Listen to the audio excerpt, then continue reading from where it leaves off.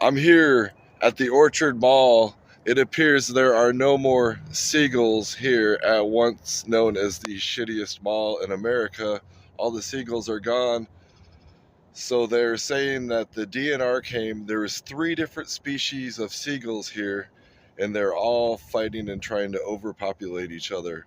And the DNR came and sprayed, and there's no more seagulls.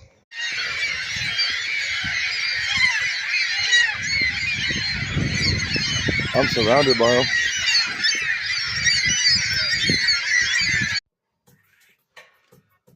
The birds in the hood are flying high as hell. If you drive too slow, we'll start to shit on your car. Better feed me bread or you'll have white shit on your car. The birds in the hood are flying high as hell.